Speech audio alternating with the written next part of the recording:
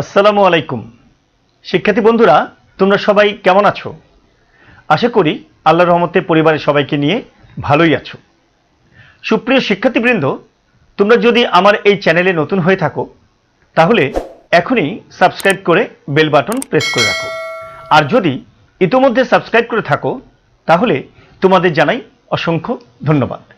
তাহলে চলো আজকের ক্লাস শুরু করা যাক।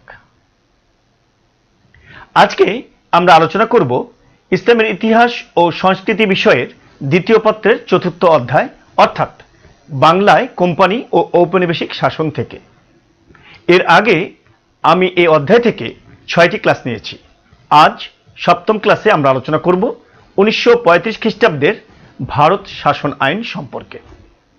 তোমরা জানো, ব্রিটিশ ভারতের শাসনতান্ত্রিক অগ্রগতির ক্ষেত্রে 1935 খ্রিস্টাব্দের ভারত শাসন আইন একটি উল্লেখযোগ্য পদক্ষেপ।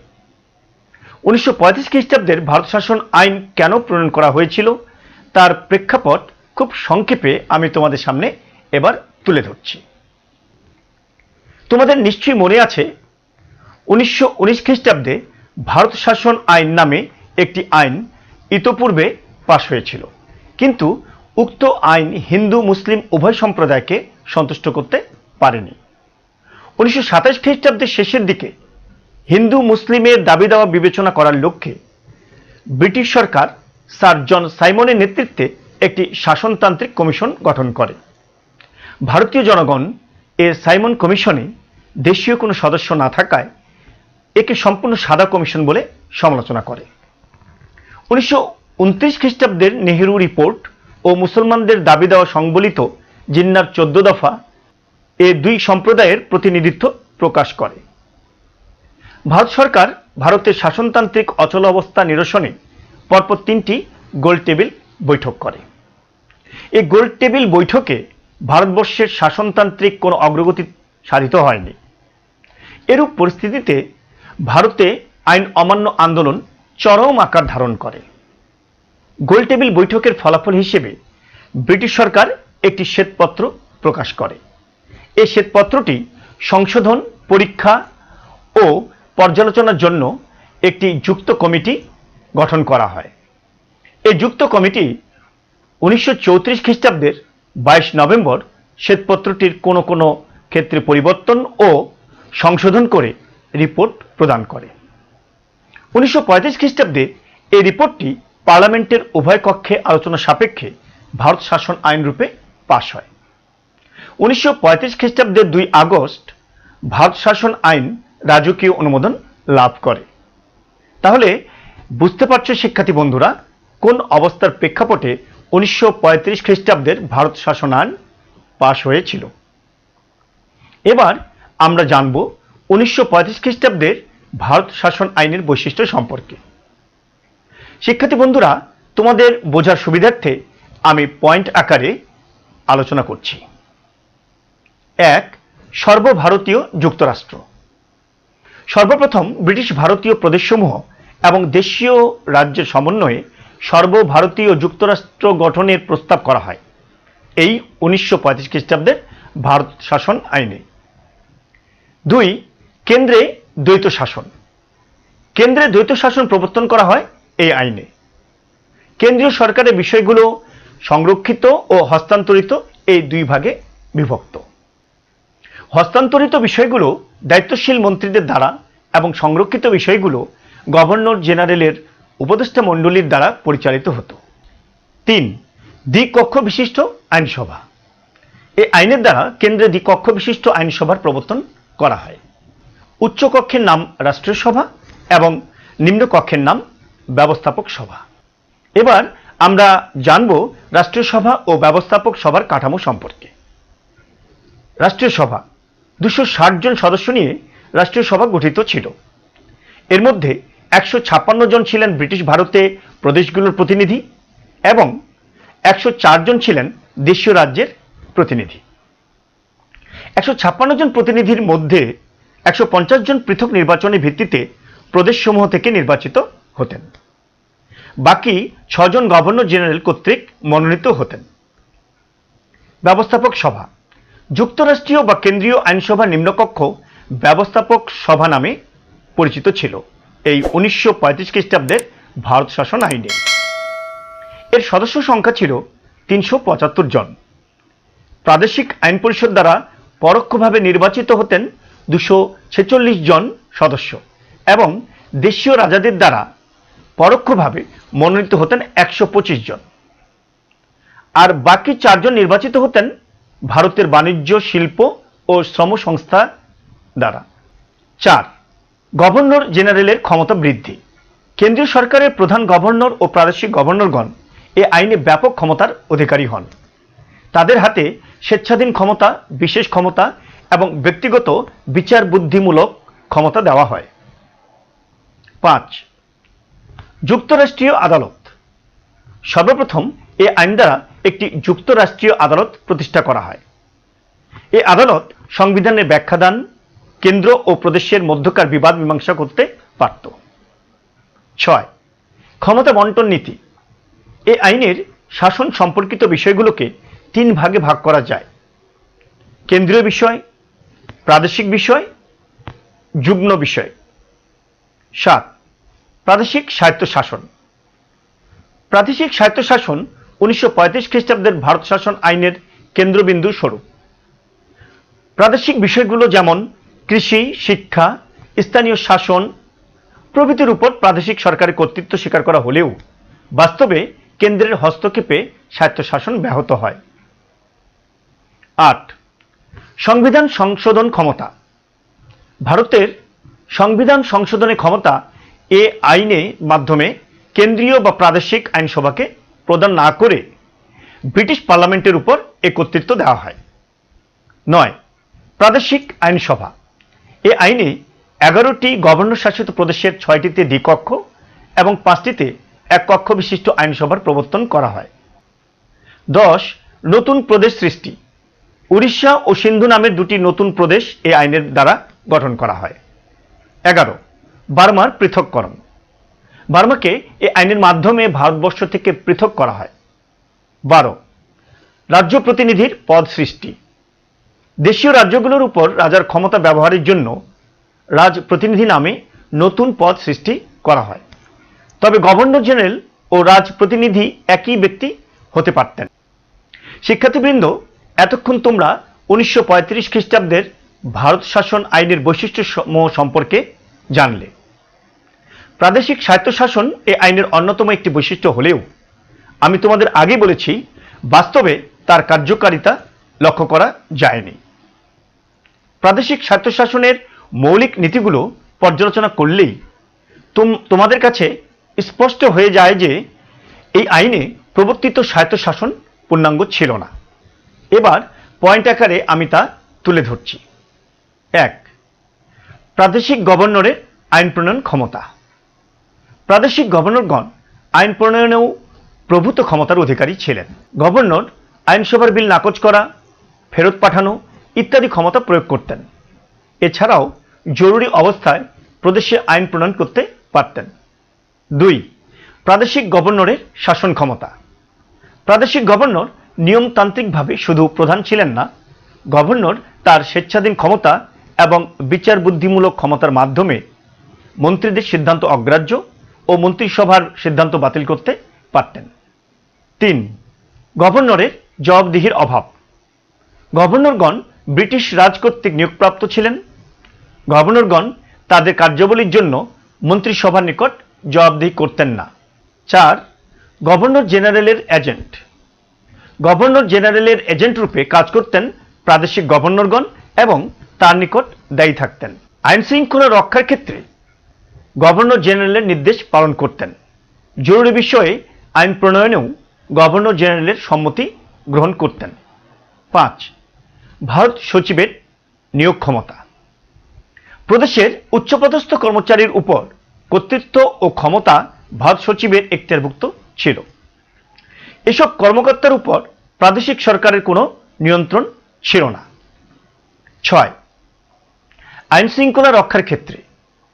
আইন শৃঙ্খলা রক্ষার ক্ষেত্রে প্রাদেশিক স্বায়ত্তশাসন ছিল অর্থহীন। এ ব্যাপারে প্রাদেশিক মন্ত্রিসভার কোনো ক্ষমতা ছিল না। 7. গভর্নরের অর্থ সংক্রান্ত ক্ষমতা। কোনো অর্থ বিল বা ব্যয় বরাদ্দের প্রস্তাব গভর্নরের অনুমোদন ছাড়া আইনসভায় উত্থাপিত হতো না। আয় ব্যয়ের শতকরা 70% বরাদ্দের উপর প্রাদেশিক আইনসভার কোনো কর্তৃত্ব ছিল না। 8. ভেটো প্রদানের ক্ষমতা। গভর্নর জেনারেল প্রাদেশিক আইন পরিষদে সংখ্যাগরিষ্ঠের ভোটে গৃহীত বিলে ভেটো প্রদান করতে পারতেন অথবা গভর্নর জেনারেলের বিবেচনার জন্য সংরক্ষণ করতে পারতেন। 9. গভর্নরের অধ্যাদেশ জারির ক্ষমতা। প্রাদেশিক স্বায়ত্তশাসনকে বাধাগ্রস্ত করে গভর্নরের আইন এবং জরুরি আইন জারির ক্ষমতা গভর্নরের ছিল। শিক্ষার্থীবৃন্দ, এ পর্যায়ে আমরা আলোচনা করব গভর্নর জেনারেলের ক্ষমতা ও কার্যাবলী সম্পর্কে। গভর্নর জেনারেলের ক্ষমতা ও কার্যাবলী। 1935 খ্রিস্টাব্দের ভারত শাসন আইন অনুযায়ী গভর্নর জেনারেল ব্যাপক ক্ষমতার অধিকারী ছিলেন।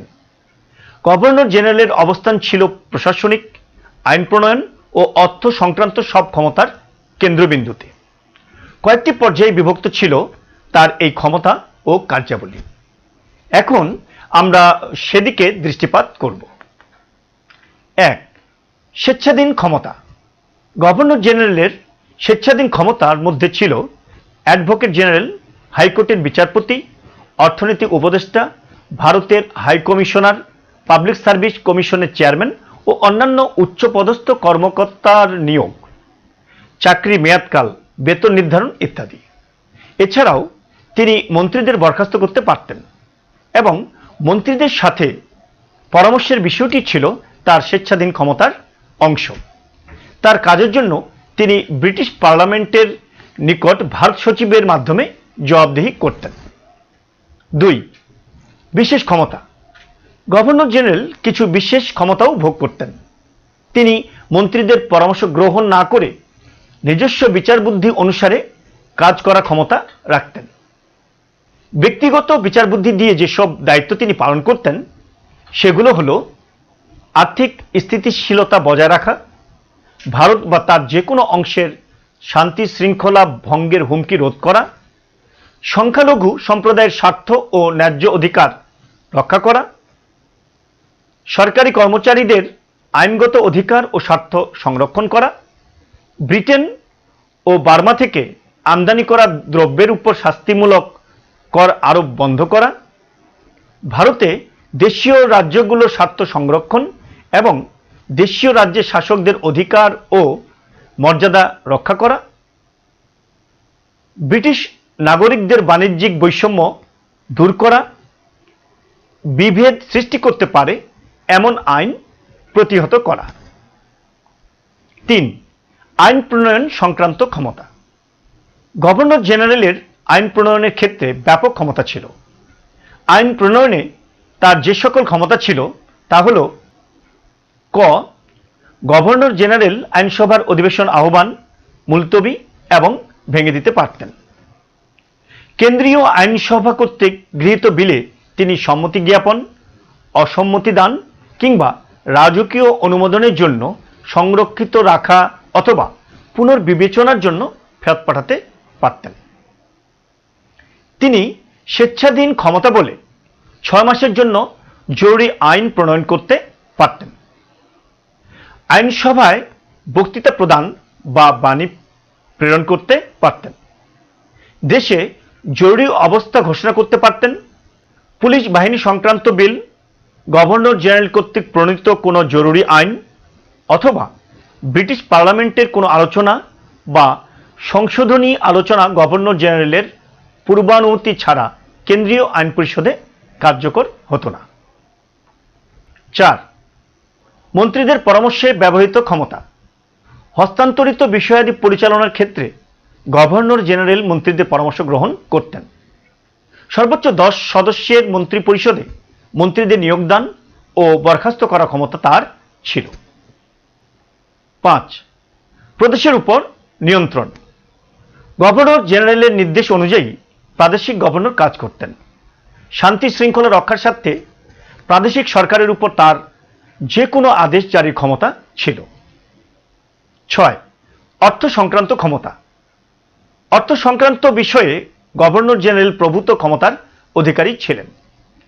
প্রতি বছর তিনি যুক্তরাষ্ট্রের আয় ব্যয়ের হিসাব ও বার্ষিক আর্থিক বিবরণী বা বাজেট আইনসভায় পেশ করতেন। তার অনুমতি ছাড়া কোনো বরাদ্দ দাবি বা মঞ্জুরি দাবি উত্থাপন করা যেত না। বরাদ্দ দাবি অনুমোদনে আইনসভা অসম্মতি জ্ঞাপন করলে গভর্নর জেনারেল তা পুনঃস্থাপন করতে পারতেন। সুপ্রিয় শিক্ষার্থীবৃন্দ, 1935 খ্রিস্টাব্দের ভারত শাসন আইনের মূল্যায়ন করলে নিশ্চয়ই তোমরা সহজেই বুঝতে পারছো এই আইনে প্রাদেশিক স্বায়ত্তশাসন ছিল শুধুই তত্ত্বগত।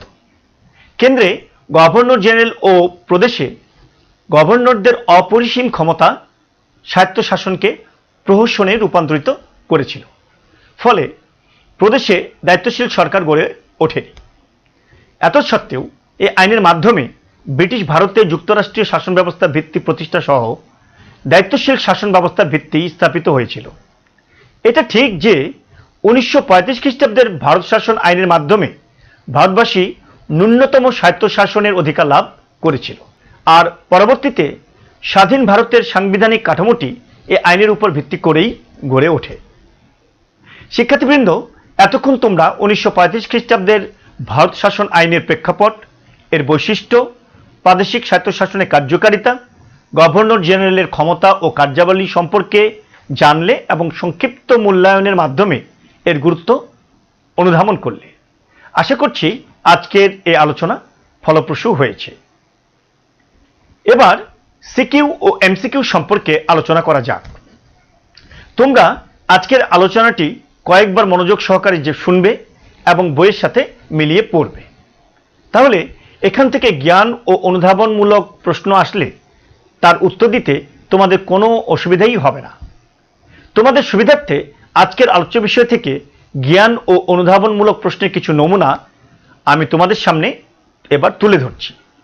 যেমন, ব্রিটিশ সরকার কত খ্রিস্টাব্দে সাইমন কমিশন গঠন করেন? কার নেতৃত্বে সাইমন কমিশন গঠিত হয়? মুসলমানদের দাবি দেওয়া সংবলিত 14 দফা কে পেশ করেন? সাইমন কমিশনকে কেন সাদা কমিশন বলা হয়? শ্বেতপত্র কি?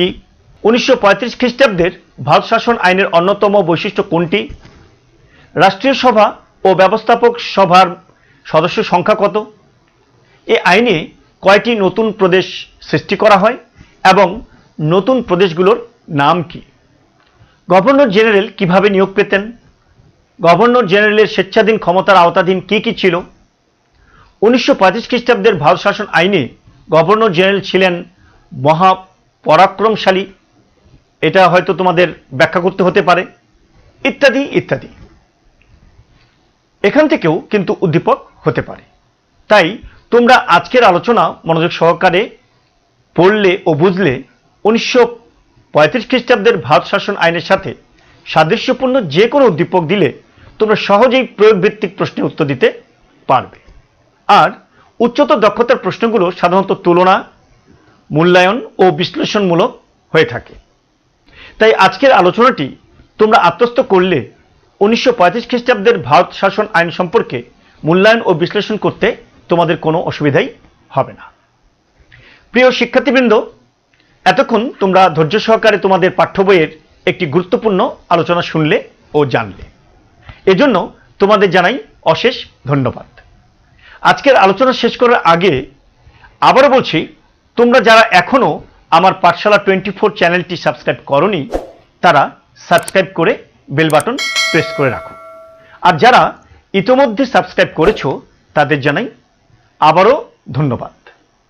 আজকের আলোচনা ভালো লাগলে লাইক, শেয়ার ও কমেন্ট করতে ভুলবে না। তোমরা ভালো থাকবে, নিরাপদে থাকবে, সুস্থ ও সুন্দর থাকবে। পরের ক্লাস দেখার আমন্ত্রণ জানিয়ে আজকের মতো এখানেই বিদায় নিচ্ছি। আল্লাহ হাফেজ।